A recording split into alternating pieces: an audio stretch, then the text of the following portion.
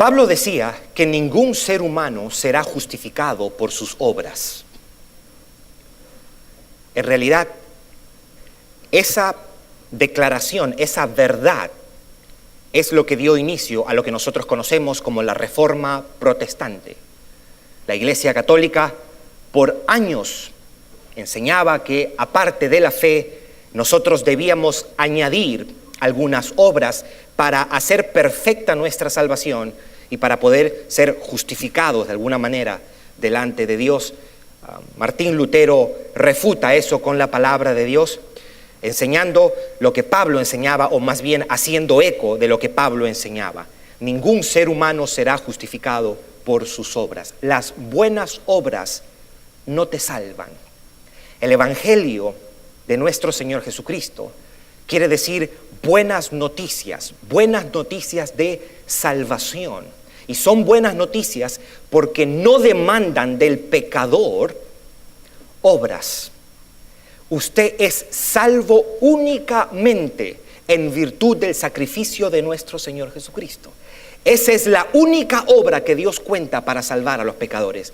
Nosotros ponemos nuestra fe en Cristo y en su obra, nosotros nos arrepentimos de nuestros pecados y recibimos el regalo de la salvación, recibimos el don de la vida eterna. Somos, en palabras del apóstol Pablo, justificados por gracia, porque es gratuitamente, por medio de la fe en nuestro Señor Jesucristo. No por obras, le dijo a los efesios, para que nadie se gloríe. La única manera, querido amigo, que usted puede reconciliarse con Dios es a través de la fe, poniendo su confianza en Jesucristo para su salvación. Sus buenas obras no lo llevarán al cielo. No obstante, la fe que salva, la fe que usted ejerce, la fe que Dios le otorga a usted para creer, no es una fe desprovista de obras, o no es una fe que carece de evidencias. Aunque no somos salvos, justificados por obras, nuestras obras son una evidencia de nuestra salvación. Nuestras obras son una evidencia de que hemos nacido de nuevo. Nuestras obras son una evidencia que nosotros hemos sido justificados delante de Dios. Si Dios te ha salvado, querido hermano, se espera una actitud que se corresponda a tu salvación. Y eso es lo que Pablo ha comenzado a hacer desde el capítulo 3, y el capítulo 4 lo hará también de esta epístola a los colosenses. La epístola a los colosenses se escribió porque le llegó un reporte a Pablo de este ministro, de este predicador que se llamaba Epafras. Y Epafras le había contado estas dos cosas a Pablo: que la iglesia estaba fuerte, que la iglesia tenía fe y tenía amor. Pablo celebra esto y él alaba a los colosenses por esta actitud y por esta fe que ellos están evidenciando.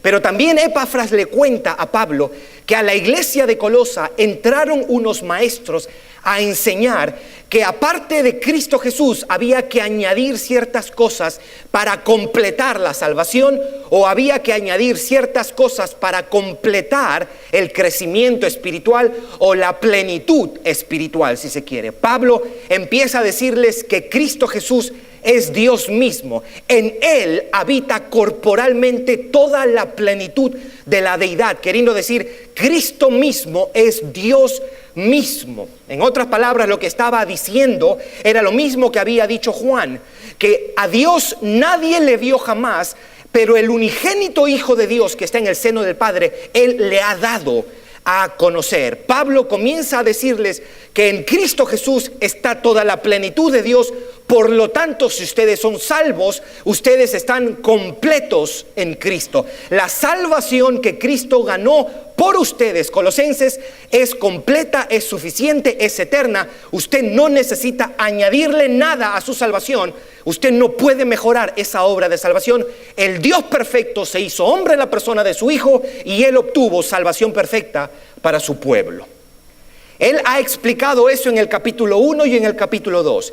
Pero en el capítulo 3 empieza la parte más práctica de la epístola. En otras palabras, cómo nosotros los cristianos debemos vivir a la luz del Evangelio. Cómo nosotros debemos vivir en respuesta a la gracia de Dios que nos ha mostrado en la persona de su Hijo Jesucristo. Y es cierto, el hombre que ha nacido de nuevo dará evidencias a través de sus obras. Usted va a ver cuando alguien de verdad se ha arrepentido. Por eso Juan decía, haced frutos dignos de arrepentimiento. Cuando alguien ha nacido de nuevo, cuando alguien se convirtió, cuando alguien se arrepintió, cuando alguien fue justificado, dará evidencias de la realidad de su salvación. Ahora, en estos versículos nosotros vamos a ver una gloriosa evidencia de alguien que está en Cristo, y así es como nosotros, creyentes, debemos vivir. Y es, ¿cuál es la actitud que el creyente debe tener hacia el pecado? ¿Cuál debe ser nuestra reacción hacia el pecado? ¿Cuál debe ser nuestra actitud hacia el pecado? Y eso nosotros lo vamos a ver en los versículos 5, 6 y 7. Lo que nosotros vamos a ver lo he dividido en dos segmentos o en dos subtítulos. Número 1, lo que es morir al pecado, en el versículo 5. Y los versículos 6 y 7, lo que nosotros vamos a ver es cómo nosotros morimos al pecado. Número 1, la orden de morir al pecado. Y número 2, cómo nosotros morimos al pecado, o, en palabras de Pablo, cómo nosotros morimos a lo terrenal de este mundo. Y eso es lo que vamos a ver. Antes de entrar a explicar estos tres versículos que vamos a ver, yo quiero aclarar algo que se puede prestar para dudas y para confusión. Porque en el capítulo 3, en el versículo 3, dice algo que parece contradecir lo del versículo 5. Escuche lo que dice en esa misma carta, en ese mismo capítulo, en el versículo 3, dice, porque habéis muerto, y en el versículo 5 nos dice, haced morir. Uno escucha eso otra vez y dice, ok, Pablo me está diciendo que he muerto, y después me está diciendo que yo tengo que hacer morir. Eso puede sonar a una contradicción si no lo entendemos, y se puede prestar para confusiones. ¿A qué se está refiriendo Pablo? Lo primero, habéis muerto, es la causa de tu salvación, y el usted hacer morir es el efecto de su salvación. En otras palabras, habéis muerto en virtud de que usted está unido a Cristo, es en referencia a su estado o su posición delante de Dios. Usted ha muerto, y la Biblia nos dice que hemos muerto al pecado, a la ley, a nosotros, hemos muerto al mundo. Lo primero está haciendo referencia de el habéis muerto a nuestro estado y nuestra posición delante de Dios. Y lo segundo hace referencia a nuestra condición presente. Lo voy a decir de otra manera. Aunque hemos muerto a la vida antigua, la vida de pecado, la vida antigua todavía tiene residuos. Bueno, aunque hemos muerto a la vida antigua, estamos llamados a morir a esos residuos de la vida antigua. ¿Amén? Le voy a poner otro ejemplo. Digamos que usted se nacionaliza. Usted es un nuevo ciudadano de este país. ¿Ok? Pero inmediatamente, o probablemente en un sentido, usted no vaya a dejar muchísimas de las cosas que usted era, la manera como usted hablaba, los gustos que usted tenía o los valores que usted tenía de su antiguo país. Es cierto que usted ya murió a ese país y usted es un nuevo ciudadano de esta nueva nación, pero hay cosas que todavía usted arrastra de su antigua nacionalidad. Es como, no sé si usted alguna vez ha escuchado a alguien que le diga a usted en inglés, I am a citizen of the United States of America. Usted dice, ok, tú eres nacionalizado, ¿verdad? Porque esa manera de hablar no es de alguien que ha nacido aquí. Usted sabe que esa persona, bueno, esos son como los residuos de su antigua nacionalidad. Bueno, lo que Pablo está diciendo aquí, ustedes murieron, ustedes ya no son de allá, pero ustedes tienen que morir a todos esos residuos de su antigua vida. Vamos a ver ahora estas dos cosas, lo que es morir al pecado, lo que vamos a ver eso en el versículo 5, y número 2, ¿qué es morir al pecado? Versículo 5, preste atención cómo Pablo les manda a los colosenses a tratar con el pecado. Versículo 5 dice, haced morir pues lo terrenal en vosotros, fornicación, impureza, pasiones desordenadas, malos deseos y avaricia, que es idolatría. Dice. Para entender un poco esto de morir al pecado, vamos a mirar cómo Pablo usa esto mismo o dice esto mismo usando distintas palabras. Por ejemplo, en Tito 2:12 dice que tenemos que renunciar a la impiedad y a los deseos mundanos. El creyente renuncia a la impiedad y a los deseos mundanos. En Romanos 6:12 dice, no reine el pecado en vosotros, de modo que ustedes le obedezcan en sus concupiscencias. En otras palabras, Pablo está diciendo a los cristianos, desobedezcan a sus impulsos pecaminosos, desobedezcan a sus impulsos carnales. A los Gálatas le dice, no den satisfacción a los deseos de su carne. A los Romanos también, en el capítulo 13, versículo 14, dice, no proveáis para los deseos de vuestra carne. En otras palabras, es como que no le des de comer a esos deseos pecaminosos. Jesús lo dijo de una manera más general y dijo, el que quiere venir en pos de mí, niéguese a sí mismo y tome su cruz y sígame. Haced morir lo terrenal en vosotros es un imperativo, es una orden. Matthew Henry fue un comentarista inglés que decía, en la práctica de la vida cotidiana consiste en decir continuamente no a lo que nuestro viejo yo desea por inclinación natural. Preste atención a las 5 palabras que Pablo está utilizando aquí. Prefiero dividirla en 3 o 3 categorías si usted prefiere. Primero dice que tenemos que hacer morir la fornicación. Ahora, esta palabra hacía referencia, aunque la raíz de esta palabra, porneia, hace referencia a toda forma de inmoralidad sexual, impureza sexual. Esto quiere decir que el creyente está supuesto a matar o hacer morir todos aquellos actos inmorales. Entiéndase adulterio, esto también incluye fornicación como tal, pornografía y toda forma de desviación sexual. El cristiano está supuesto a hacer morir todas estas cosas. Pero después él sigue avanzando y ya no va al pecado como tal de la fornicación o el adulterio o la inmoralidad sexual. Él pasa a las motivaciones. Dice impurezas, y esto habla del carácter contaminante del pecado sexual. Impurezas.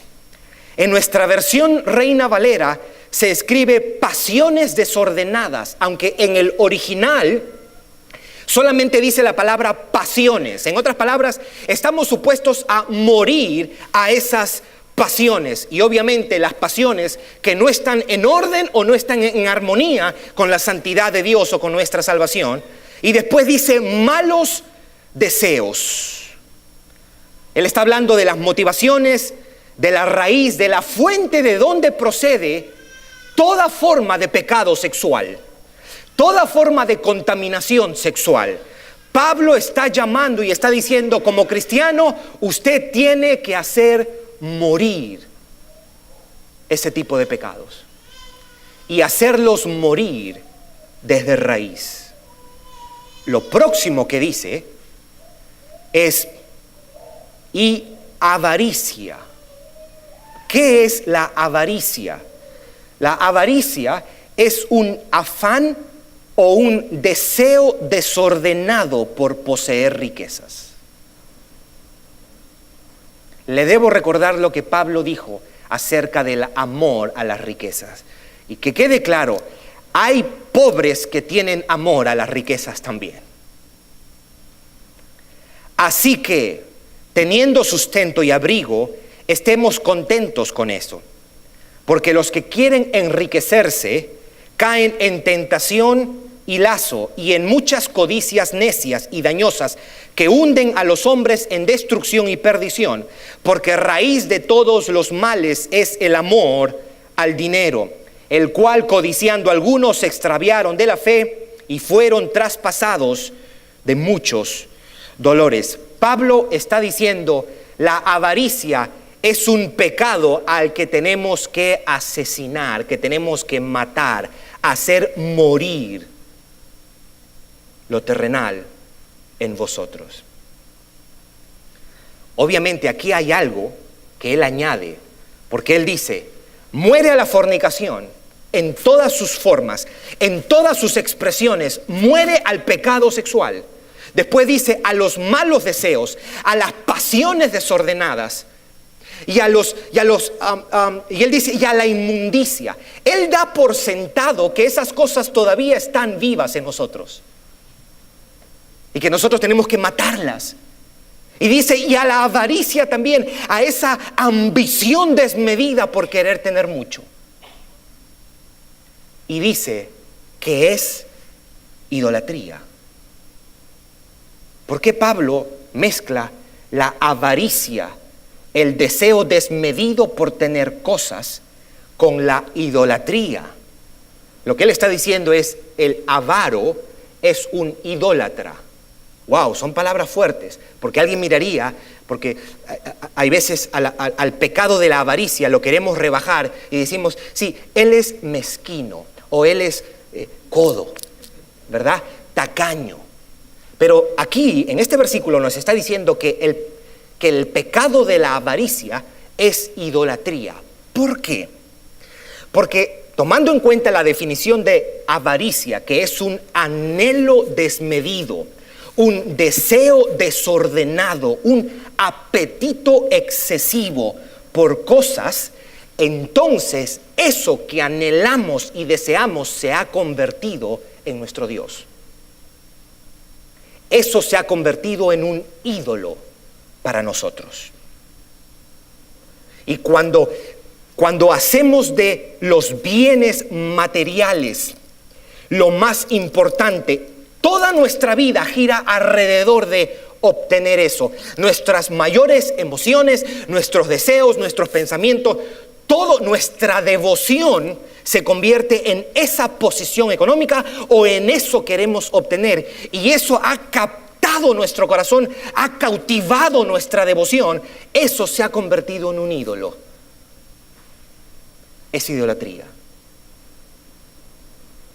No obstante, Pablo no solamente está diciendo que es idolatría la avaricia, él también está hablando en general. Él dice fornicación, inmundicia, pasiones desordenadas, malos deseos y avaricia, y él resume todo eso diciendo, todas esas cosas son idolatría.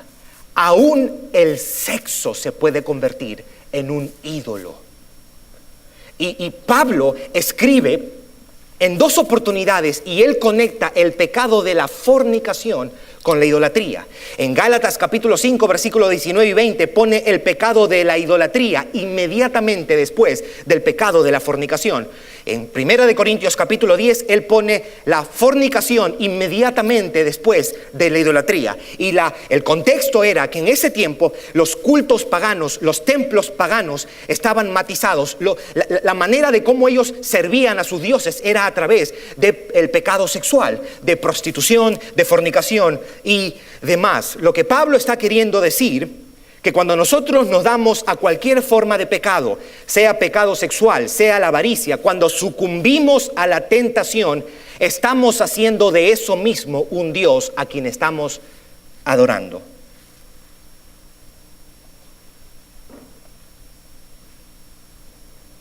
Amén. Él dice, hay que morir a eso. ¿Sabe cómo usted conoce que alguien ha nacido de nuevo? Por la actitud que esa persona tiene hacia el pecado.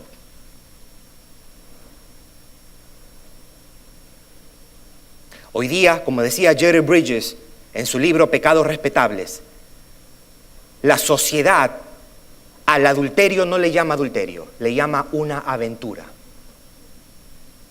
Y al robo no le llama robo, le llama fraude. Para hacerlo más, quizás darle más glamour al pecado. Él cometió fraude. Es un ladrón. Él tuvo una aventura. No, él pecó de adulterio. O ella pecó de adulterio. La reacción, la actitud que una persona tenga hacia el pecado dice mucho de su salvación. ¿Qué es morir al pecado? Es negarte a tu obedecer a esos impulsos que son parte de nuestra vieja naturaleza. Es desobedecer a esas pasiones. O es renunciar.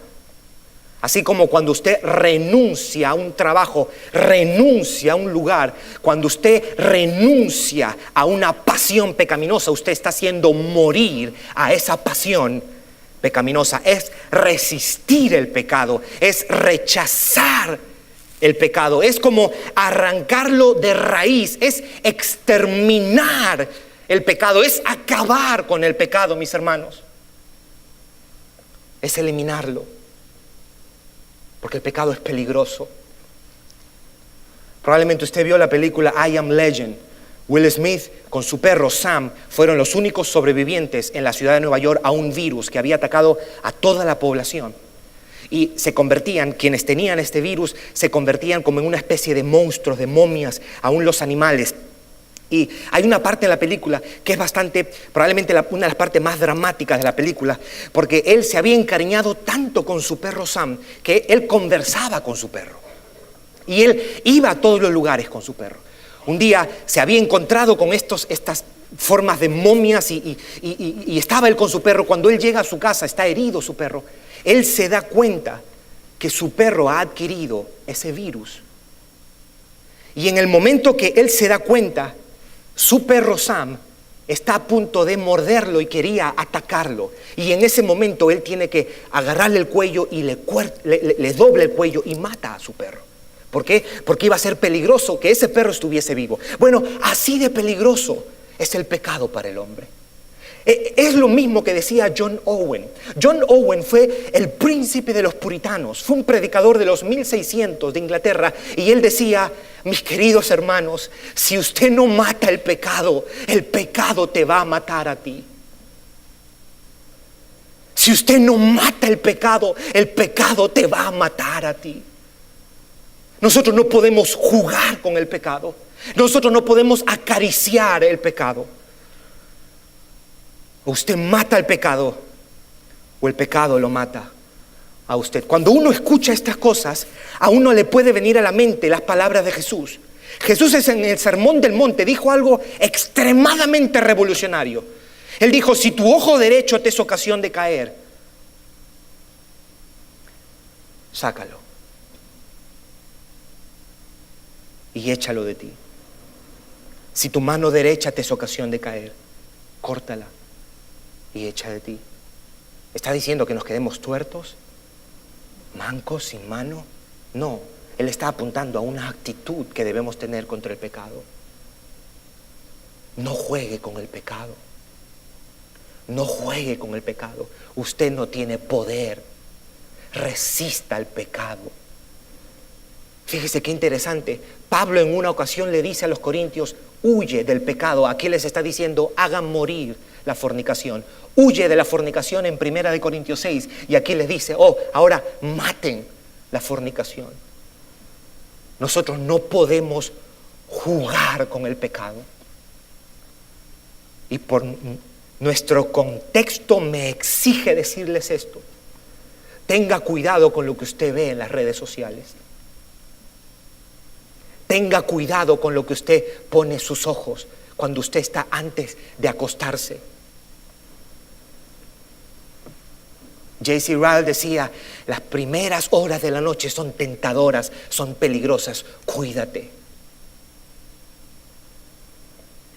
Cuando el hombre se comienza a enganchar, son como ganchos que tenemos, como argollas, y ahí Satanás puede tomarnos y jalarnos y arrastrarnos. Tenga cuidado con la pornografía, tenga cuidado con la fornicación, tenga cuidado con el adulterio. No negocie con el pecado. ¿Qué debe hacer? ¿Cuál debe ser su actitud? Mátelo, arránquelo, o el pecado lo va a matar a usted. Morir al pecado, número 1. Número 2, ¿cómo morimos al pecado? O, en palabras de Pablo, ¿cómo morimos a lo terrenal en nosotros? Eso lo vamos a ver en el versículo 6 y en el versículo 7. ¿Cómo morimos al pecado? Versículo 6. Mire lo que dice: cosas por las cuales, se está refiriendo a la fornicación, a la impureza, a los malos deseos, a las pasiones desordenadas, a la avaricia, cosas por las cuales, dice Pablo, la ira de Dios viene sobre los hijos de desobediencia. ¿Cómo morimos al pecado? Desde estos textos, vamos a mirar el versículo 6 y el versículo 7. El versículo 6, la manera como nosotros morimos al pecado es con una conciencia de lo que es el pecado y lo que el pecado representa para Dios. Mire lo que Él les dice: cosas por las cuales la ira de Dios viene sobre los hijos de desobediencia. Todas estas cosas, está diciendo Pablo, son pecados que ofenden a Dios, que provocan la ira de Dios. Para las personas que quizás les choca escuchar este concepto bíblico de la ira de Dios, alguien diría: ¿cómo no? Yo conozco a un Dios de amor, no un Dios de ira. Bueno, la Biblia habla de un Dios de amor y la Biblia también habla de un Dios de ira. ¿Qué es la ira de Dios? Es la reacción de un Dios santo y justo contra el pecado y la maldad. La ira de Dios es ese rechazo de un Dios justo contra la maldad y el pecado de los hombres. Eso es la ira de Dios. Y Pablo les está diciendo a ellos: hagan morir eso, hagan morir esos pecados. ¿Por qué? Porque esos pecados provocan la ira de Dios. Pablo ha hablado mucho. Pablo ha hablado muchísimo acerca de la ira de Dios. Si hay algo que puede constituirse en nosotros en una fuente que despierte obediencia, santidad, es escuchar y reconocer la ira de Dios. El comentarista William Hendrickson decía: aún esta advertencia de la ira de Dios está llena de misericordia. Lo que Pablo está haciendo es un acto de misericordia, diciéndoles a ellos: hagan morir esos pecados, porque esos pecados despiertan la ira de Dios. El pecado tiene consecuencias, y aunque en un sentido real, absoluto, la ira de Dios por los pecados del creyente ya fueron puestos en la cruz del Calvario cuando Cristo murió por nuestros pecados. Pero nuestros pecados actuales siguen ofendiendo a Dios y siguen provocando la ira de Dios. Richard Baxter fue un predicador de los 1600 y él decía: recuerda que la palabra pecado y la palabra juicio van juntas. La palabra pecado y la palabra juicio van juntas. La ira de Dios, la conciencia de la ira de Dios, la conciencia de lo que el pecado representa para Dios, es un motor que nos aleja del pecado y nos impulsa a la santidad. Había hace tiempo un programa, hace varios años, que se llamaba Dosis, fue como un documental, que se llamaba Dosis de Realidad. En ese programa llevaban a la cárcel a jovencitos, adolescentes, que eran desobedientes a sus padres, que estaban en drogas, que querían meterse a las pandillas, pero que todavía no habían sido arrestados ni nada por el estilo. Y en este programa los llevaban a la cárcel para que los pandilleros dentro de la cárcel, que estaban condenados a cadena perpetua, les hablaran a ellos y le dijeran: mira, si tú sigues así, aquí es donde tú vas a terminar. Y usted tenía que ver la cara de esos adolescentes que se creían muy malos en la calle, pero cuando miraban a estos hombres decirles: aquí vamos a pasar el resto de nuestra vida, deja eso. Eso les producía una conciencia de temor, diciendo: yo no puedo seguir en esto. Entender la ira de Dios, que Dios castiga el pecado, para nosotros nos debe ayudar a hacer morir lo que es el pecado, lo que es terrenal. Número 1.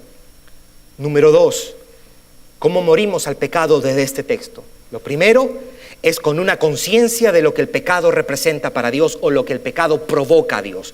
Número 2, versículo 7, en los cuales, o sea, en estos pecados, ustedes, colosenses, vosotros también anduvisteis en otro tiempo cuando vivíais en ella.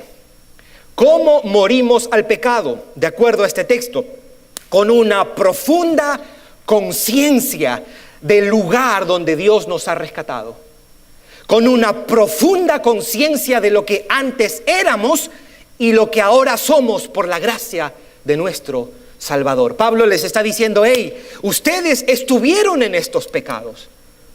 Estos pecados son parte de su vida pasada. Ahora ustedes, el Evangelio los ha alcanzado y los ha salvado. Ya no caminen en esos pecados, hagan morir esos pecados. Ahora tú debes andar en una nueva vida.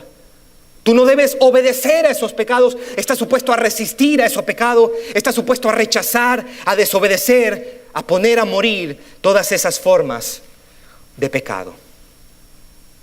Aquí yo veo dos cosas, en el versículo 6 y en el versículo 7. Pablo les está diciendo en el versículo 5 a ellos: hagan morir el pecado, lo que es terrenal. Y él apela a dos cosas para animar a los colosenses. Número 1, apela al carácter santo de Dios. Él le dice: hey, este es un Dios de ira. Y número 2, apela a la conciencia de su redención. Ustedes estuvieron en eso. Ya no caminen en eso. Ya no anden en eso. Maten eso. Hagan morir lo terrenal en vosotros. Haz morir la fornicación, haz morir la impureza, haz morir los malos deseos, haz morir las pasiones desordenadas, haz morir la avaricia. Porque si no haces morir esas cosas te van a matar a ti. Todas esas cosas te arrastrarán y te alejarán de Dios. Amén. Algunas cosas que pudiéramos preguntar a partir de esto, porque el texto me está diciendo a mí: yo tengo que hacer morir estas cosas. Pudiera preguntarme, por ejemplo, ¿por qué no puedo hacer morir un pecado en particular? ¿O por qué me cuesta tanto hacer morir ciertos pecados? Voy a tomar dos respuestas del libro La mortificación del pecado de John Owen para responder a esta pregunta. La razón por la cual hay veces no podemos hacer morir ciertos pecados es, número 1, porque quizás no lo deseas con todas tus fuerzas hacerlos morir. Probablemente no anhelas con todas tus fuerzas hacer morir esos pecados. Y número 2, ¿por qué hay veces nos cuesta tanto hacer morir algunos pecados? Porque quieres morir a algunos pecados, pero no a otros.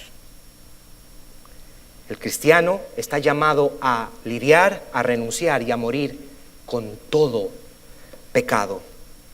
John Owen decía: no podrás mortificar ningún pecado, no podrás hacer morir ningún pecado, a menos que sincera y diligentemente intentes tratar con todo pecado.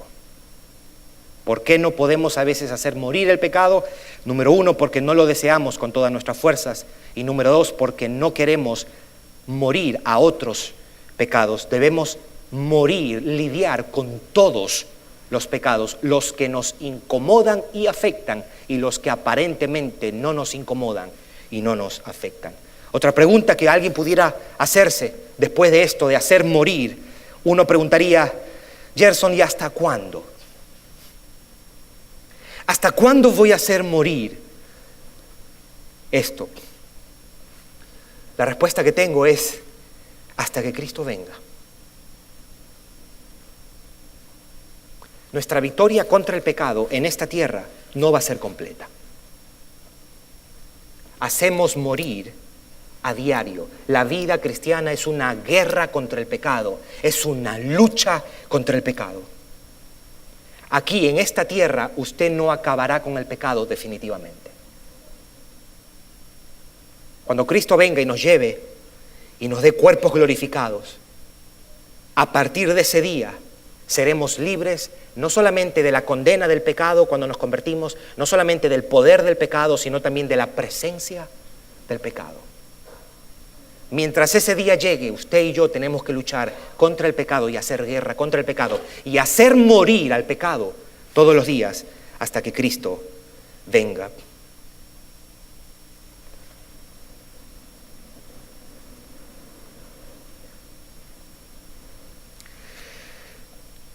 Otras cosas que quiero decir con respecto a cómo yo hago morir el pecado. Romanos 8:13 dice: si vives conforme a la carne, moriréis, pero si por el Espíritu hacéis morir las obras de la carne, viviréis. Usted solo no puede. Debo abrir un paréntesis. Solo aquellos que están en Cristo y que tienen el Espíritu Santo en ellos pueden hacer morir el pecado. Este texto nos dice que es a través del Espíritu Santo que nosotros morimos al pecado. ¿Qué cosa quiere decir esto? Bueno, número 1 es que es la obra constante del Espíritu Santo en nosotros. Y número 2 es en dependencia constante del Espíritu Santo. Es yo someterme a la guianza y al dominio y al gobierno del Espíritu Santo sobre mi vida, que hacemos morir lo que es terrenal. 2, haciendo uso de los medios que Dios nos ha provisto. ¿Cómo así? Para hacer morir el pecado en nosotros debemos hacer uso de los medios que Dios ha provisto para el efecto. Por ejemplo, la lectura constante de la palabra. Ahora, alguien diría, o alguien simplificaría, ¿eso quiere decir que si yo leo la palabra yo termino con el pecado? No estamos queriendo decir eso. Pero sí te estoy diciendo que nunca harás morir el pecado aparte de la palabra. Nosotros tenemos que leer la palabra, tenemos que meditar la palabra, tenemos que masticar la palabra, tenemos que ser saturados por la palabra. En ese contexto, nosotros podemos y estaremos capacitados para hacer morir lo terrenal en nosotros. Número 2, la oración. Ahora, tampoco quiero decir que si usted ora más, usted vence más el pecado. No, pero sí le quiero decir que usted nunca podrá vencer y hacer morir el pecado alejado de una disciplina de oración. Tenemos que orar. Y es ahí donde venimos y le decimos: Señor, estoy siendo tentado en esto, no puedo, dame fuerzas, ayúdame. En dependencia de Dios a través de la oración, la adoración a Dios. La adoración. Ahora, no estamos diciendo de que si tú más adoras, tú vas a vencer al pecado, pero es imposible vencer al pecado sin adoración. En la adoración, tu mente, tu corazón, tus palabras, tu vida entera se centra en que Él es Dios y que Él debe ser complacido. Entonces estarás en una mejor posición y mejor ánimo para tú hacer morir lo que te está haciendo morir, para tú matar lo que es terrenal. El compañerismo cristiano es muy importante. Alejándonos de aquellas personas que nos incitan a ese tipo de pecado o de esas cosas que nos inducen a pecar. Repitiendo lo que he dicho hace un momento, una conciencia fresca de lo que es la ira de Dios y lo que el pecado representa para Dios me va a ayudar a caminar en santidad. Y una conciencia fresca de mi salvación, siempre presente del precio que se pagó. Y nos preguntamos, ¿cómo voy a sucumbir a este pecado, a esta tentación, si mi Salvador murió por esos mismos pecados a los que estoy siendo tentados en la cruz del Calvario? ¿Cómo le hago eso a mi Salvador? ¿Cómo me rindo a la fornicación, al adulterio, a las impurezas, a la pornografía, a la avaricia, a los malos deseos, si mi Redentor murió para que yo no sea gobernado por eso? La conciencia, mi hermano, mi hermana, de tu redención, la conciencia del Evangelio que nos rescató, es un antídoto para sucumbir al pecado y a las tentaciones de este mundo. Amén. Haced morir pues lo terrenal en vosotros: fornicación, impureza, pasiones desordenadas, malos deseos y avaricia, que es idolatría, cosas por las cuales la ira de Dios viene sobre los hijos de desobediencia, en los cuales vosotros también anduvisteis en otro tiempo, cuando vivíais en ella. Que Dios nos ayude en nuestra lucha diaria contra el pecado. Que glorifiquemos a Dios mientras hacemos morir esas cosas que nos destruyen y que lo deshonran a Él. Amén. Vamos a orar. Padre, te damos gracias por tu palabra. Aquí estamos nosotros, tus hijos, y sentimos la urgencia, sentimos la seriedad de este mandato. Te pedimos que nos hagas conscientes de cuán terrible es el pecado, de cuán ofensivo es el pecado para ti. Ayúdanos a sentir la conciencia de cuán malo es el pecado para nosotros, de cuánto ofende tu santidad, de cuán desagradable, sucio y apestoso es el pecado ante tus ojos. Para nosotros no coquetear con el pecado, para no acariciar el pecado, para no rendirnos al pecado, para no alimentar esas pasiones. Ayúdanos a morir día a día. Ayúdanos a morir a eso que tú tanto odias. Y ayúdanos siempre a tener fresco en nuestra mente, en nuestro corazón, que somos salvos, que hemos sido rescatados del pecado. Ayúdanos. Ayúdanos. Somos débiles, inclinados hacia el mal. No toma mucho para tentarnos, Señor, porque este corazón lleno de pasiones desordenadas, de malos deseos, de esa inclinación hacia el pecado, de esos apetitos carnales, Señor, sucumben tan fácilmente. Ayúdanos a morir a eso. Ayúdanos a odiar el pecado con todas nuestras fuerzas.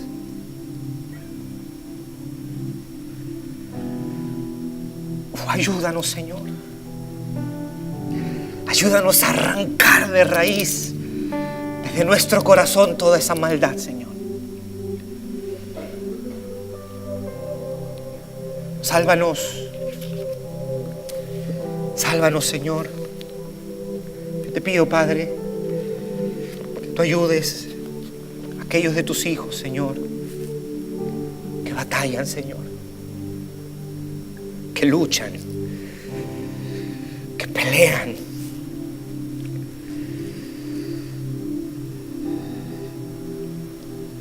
Concédenos la gracia